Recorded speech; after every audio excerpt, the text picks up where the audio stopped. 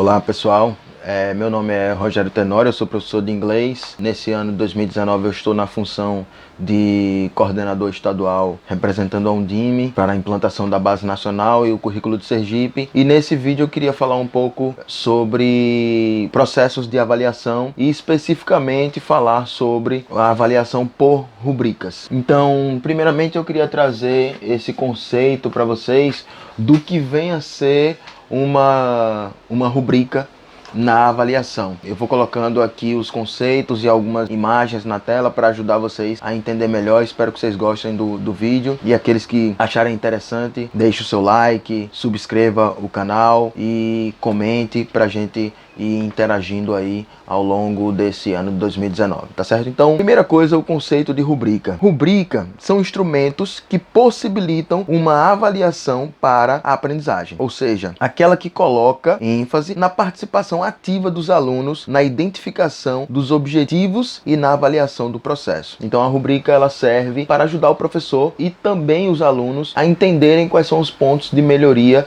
na aprendizagem, para que os alunos tenham também esse compartilhamento. As rubricas caracterizam-se por apresentar uma lista de critérios específicos, os quais descrevem diferentes níveis de desempenho do aluno. O conceito de rubrica no plano teórico é facilitar, através de um instrumento com critérios de desempenho, a avaliação da aprendizagem. Do ponto de vista prático, uma rubrica é uma tabela onde o professor insere quais elementos da aprendizagem ele quer avaliar e o que ele considera um bom desempenho ou um desempenho que precisa melhorar. E o professor faz uma descrição desses desempenhos de acordo com aquilo que ele vai ensinar e da forma como ele vai ensinar. Eu trouxe aqui um exemplo que eu vou colocar na tela para vocês de uma rubrica feita especificamente para alunos do segundo ano do componente curricular de projetos. Então aqui é um exemplo para vocês terem uma ideia. Então vocês veem aqui que os critérios de avaliação nesse quadro de rubrica são colaboração, criatividade, conteúdo, investigação e uso das tecnologias digitais, caso isso ocorra.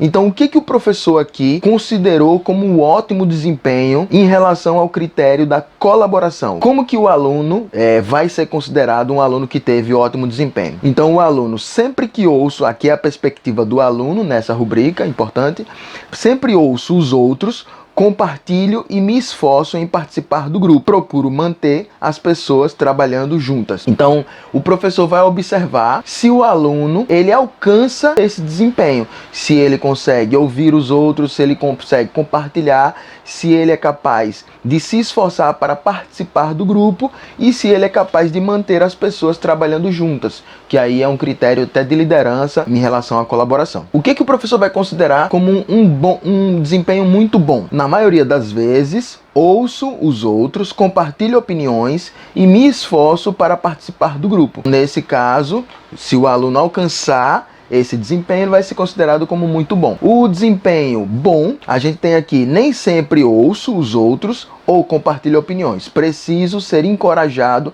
para participar do grupo. Então, se o professor percebe que o aluno só participa da colaboração quando ele é encorajado ou instigado, ou quando o professor dá essa instrução para a colaboração, ele vai considerar o aluno aqui como um bom desempenho nesse critério da colaboração. E o que seria o critério que o aluno precisa melhorar? Dificilmente ouço os outros ou compartilho opiniões, mesmo sendo encorajado para participar do grupo. Aqui é um ponto em que, se o aluno está nesse nível de desempenho, o esforço do professor, do aluno e dos demais alunos da turma será um pouco maior para fazer esse aluno avançar nos níveis. E assim vale para todos os outros dessa rubrica aqui que vocês estão vendo em relação à criatividade. O professor coloca o critério e coloca os conceitos indo de preciso melhorar até o que ele considera como ótimo desempenho.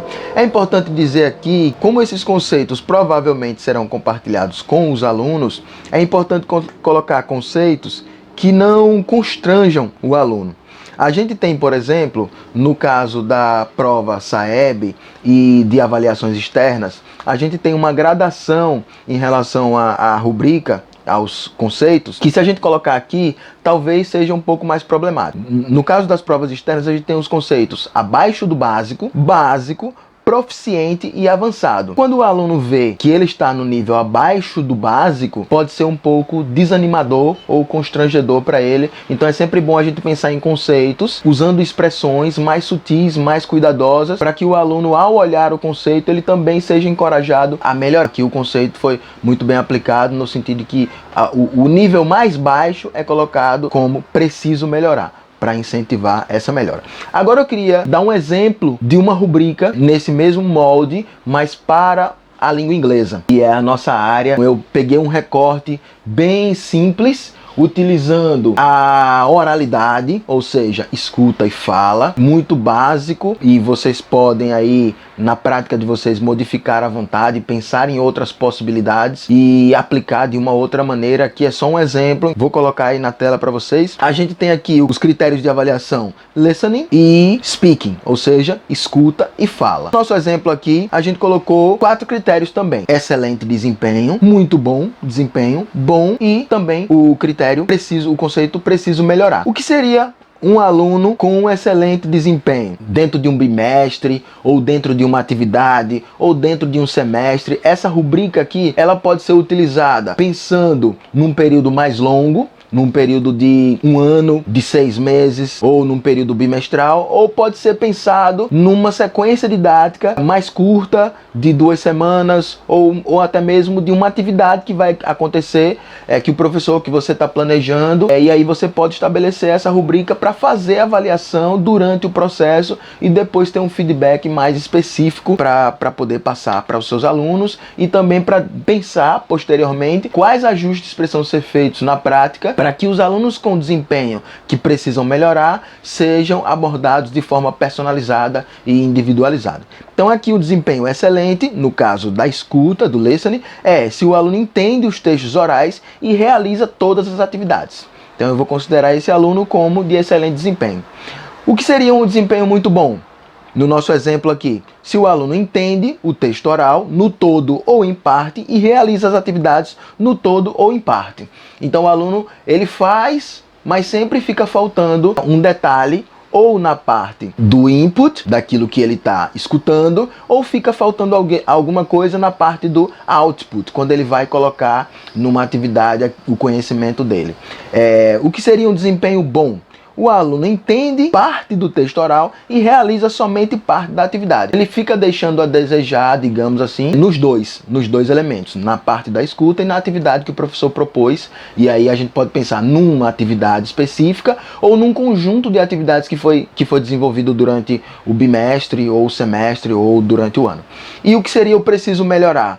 O aluno não entende o texto, nem consegue realizar as atividades que foram propostas. E aqui, no caso do speaking, parecido também no nosso exemplo. O aluno tem um excelente desempenho quando ele desenvolve seus próprios enunciados em inglês com propriedade, articulando significados com entonação, gestos e palavras. Então o aluno consegue se expressar de forma autônoma e de forma complexa, como a língua demanda. O desempenho muito bom seria: o aluno desenvolve seus próprios enunciados, mas tem dificuldade na articulação da entonação ou dos gestos e das palavras. Então o aluno tem aí pontos de melhoria, especificamente quando ele vai articular as coisas. E o que seria um desempenho bom? No nosso exemplo, o aluno desenvolve parte dos enunciados, ou seja, ele não consegue colocar para fora todos os pensamentos, ele coloca sem uma propriedade, ele fala como se estivesse reproduzindo, ou seja, não se apropriou daquilo, e ele tem dificuldade na articulação da entonação, dos gestos e das palavras.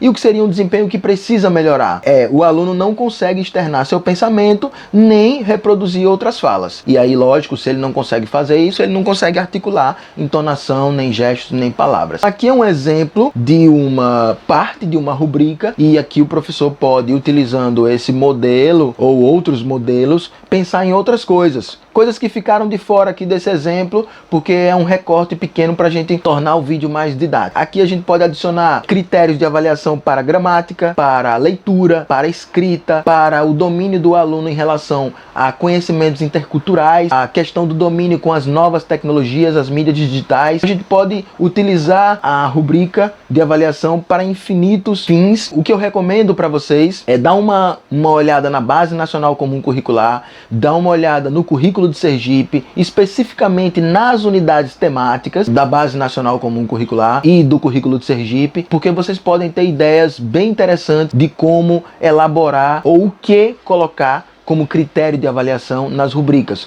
Uma outra coisa interessante que pode ser feita é, dentro de cada habilidade ou dentro de cada atividade que você vai propor para os seus alunos, de uma maneira a longo prazo ou a curto prazo, você pensar o que eu vou propor para o meu aluno e o que eu vou considerar como um desempenho excelente, e a partir desse pensamento montar a sua rubrica. Uma outra possibilidade é olhar para as competências gerais, para as competências da área de linguagens ou para as competências do componente curricular língua inglesa, e a partir daí definir rubricas de um ponto de vista macro para serem alcançadas ao final do ano letivo. Tem infinitas possibilidades. Eu espero que vocês tenham gostado do vídeo e que possam, a partir dessa reflexão, utilizar isso na prática. Se tiverem dúvidas, deixem nos comentários, se inscrevam, marquem o sininho, porque a gente quer interagir com vocês e colocar cada vez mais coisas para a gente ir discutindo e melhorando a nossa prática pedagógica no dia a dia da sala de aula. Muito obrigado e a gente se vê.